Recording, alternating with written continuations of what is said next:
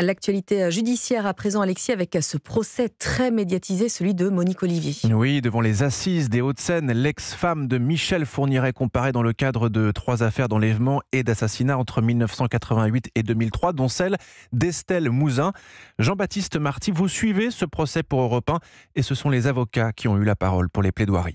Oui, et c'est par un reproche fait au président que Maître Seban, l'avocat de la famille d'Estelle Mouzin, en prend la parole. Nous avons été empêchés de poser des questions à plusieurs reprises durant ce procès. Je le regrette. Il dénonce un procès bâclé durant lequel Monique Olivier n'a pas été assez interrogée sur ses complicités de crime.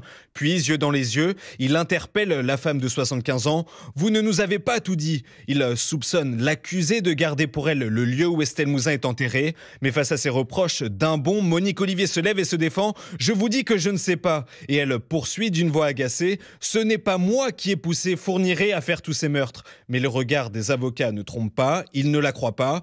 Les plaidoiries se poursuivent dans un silence gêné. Maître Alali, conseil de la famille Mouzin, raconte avec des sanglots dans la voix la souffrance de la mère d'Estelle Mouzin qui est partie à l'autre bout du monde pour échapper à cette douleur. Une lenteur judiciaire qui l'a beaucoup fait souffrir. Tous sont unanimes. Ce procès est aussi le procès d'un naufrage, celui de la justice française.